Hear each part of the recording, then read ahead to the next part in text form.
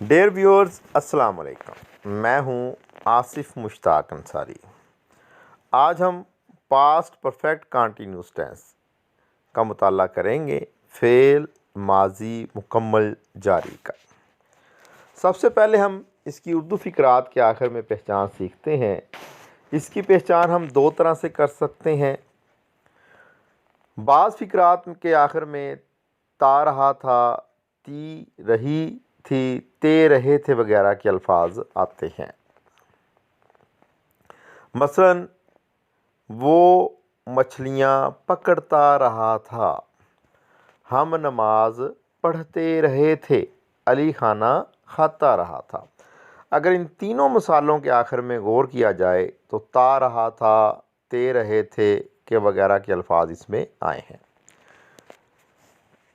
दूसरी तरीके से हम पहचान इसकी यूँ करते हैं कि अगर पास्ट कंटिन्यूस टेंस के फ़िक्रे में वक्त को दाखिल कर दिया जाए तो वो पास्ट परफेक्ट कंटिन्यूस टेंस का फ़िक्रा बन जाता है। इन फ़िक्रात के आखिर में रहा था, रही थी, रहे थे वगैरह के अल्फाज आते हैं।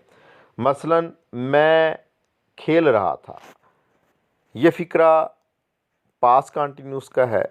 अगर हम इसमें वक्त को शामिल कर दें, मसलन मैं 2 घंटे से खेल रहा था, तो ये पास्ट परफेक्ट कंटिन्यूस टेंस का फ़िक्रा होगा। वो सुबह से रो रहा था वगैरह। इसमें वर्ब की हमेशा चौथी फार्म यानी कि ING वाली फार्म इस्तेमाल की जाती है। इसमें अमदादी फ़ेल जो है वो हैड बीन इस्तेमाल होता है। तो इसका कुलिया कुछ यूँ बनेगा, सब्जेक्ट प्लस हैड बीन और वर्ब की चौथी फार्म और आखिर में ऑब्जेक्ट का तर्जुमा किया जाता है। इससे पहले कि हम इसकी इंग्लिश में पहचान सीखें कैसे बनाया जाता है, आप इस चैनल को सब्सक्राइब करें, वीडियो को लाइक और शेयर करें। मुस्बत फ़िक्रे बनाने के लिए सबसे पहले सब्जेक्ट, फिर हैड बीन और वर्ब की चौथी फार्म और आखिर में ऑब्जेक्ट का जिक्र आता है। मसलन वो सुबह से खेल रहा था, he had been playing since morning.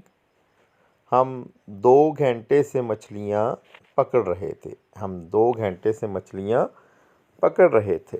We had been catching fish for 2 hours. बच्चा शाम से रो रहा था, बच्चा शाम से रो रहा था। The child had been weeping since evening. Since और फार का इस्तेमाल आपको पहले समझाया गया है कि जिस टाइम की जमा बन सकती हो उसके लिए हम फार इस्तेमाल करते हैं, और जिसकी जमा ना बन सकती हो उसके लिए हमने सिंस का इस्तेमाल करना है। इन तीनों मिसालों में गौर करें तो मॉर्निंग और इवनिंग की जमा नहीं बन सकती, तो इसके लिए सिंस इस्तेमाल किया है, जबकि आवर की जमा आवर्स यहाँ पे दी गई है, इसके लिए फॉर का इस्तेमाल होगा। मनफी बनाने के लिए हमने इसके हैड के साथ नॉट का इजाफा कर देना है।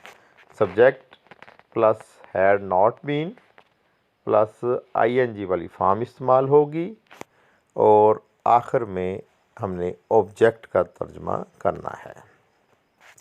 यानी कि इन फ़िक्रात को पहचान अगर हमने इंग्लिश में करनी हो तो हैड बीन और वर्ब की चौथी फॉर्म इस्तेमाल होती है। जिसमें हैड बीन और वर्ब की चौथी फॉर्म हो तो वो पास्ट परफेक्ट कंटिन्यूस टेंस का फ़िक्रा बन जाता है। परिंदे सुबह से नहीं उड़ रहे थे, the birds had not been flying since morning. कुत्ता आधी रात से नहीं भौंक रहा था, the dog had not been barking since midnight.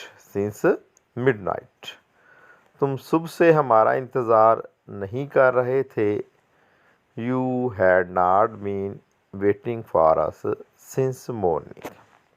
सवालिया बनाने के लिए जैसा कि आपको पहले पता है कि हेल्पिंग वर्ब को हमने फ़िक्रे के शुरू में लगा देना है और आखिर में सवालिया अलामत का लाजमी इजाफ़ा किया जाएगा। कुलिया कुछ यूँ होगा, had plus subject plus been और वर्ब की चौथी फार्म ऑब्जेक्ट और उसके बाद सवालिया अलामत। क्या अली 2 घंटे से रो रहा था? Had Ali been weeping for 2 hours? Had Ali been weeping for 2 hours? क्या तुम सुबह से वर्जिश कर रहे थे? क्या तुम सुबह से वर्जिश कर रहे थे? Had you been taking an exercise since morning? Had you been taking an exercise since morning? क्या वो 10 मिनट से नज़म याद कर रहा था? Had he been learning a poem for 10 minutes? For 10 minutes. आखिर में इसकी मश्क दी जा रही है, जिसमें कुल 10 फ़िक्रे हैं। ये 10 के 10 फ़िक्रात की इंग्लिश में ट्रांसलेशन भी नीचे की गई है, लेकिन इनमें कुछ गलतियां मौजूद है। उन गलतियों को अंडरलाइन किया गया है। आपने अंडरलाइन की गई गलतियों की दुरुस्तगी करनी है और दुरुस्त फ़िक्रों की एक्सरसाइज करनी है। हम इनमें से चंद एक मिसालों पर गौर करेंगे और इनकी गलतियां दुरुस्त करने की कोशिश करते हैं। मसलन हम 10वां फ़िक्रा देखते हैं। क्या चाँद शाम से चमक रहा था? क्या चाँद शाम से चमक रहा था? Had the been shine, shine का यहाँ इस्तेमाल नहीं होगा, बल्कि shining for evening. Had the moon been shining for evening. 9वीं मिसाल में तुम्हारा दोस्त तुम्हें 1 हफ्ते से क्यों धोखा दे रहा था? Why had your friend, why had your friend been cheating you for a week? 8वीं मिसाल में कुत्ते शाम से क्यों भौंक रहे थे? Why had the dogs, why had the dogs been barking since evening? क्या 1 घंटे से बूंदाबांदी हो रही थी? Had it been drizzling for 1 hour? उम्मीद की जाती है इन चंद मिसालों की वजाहत से आपको टेंस की समझ आ गई होगी। आप मज़ीद इसकी प्रैक्टिस करें, मेहनत करें। अल्लाह आपका हामी व नासिर हो। अल्लाह हाफ़िज़।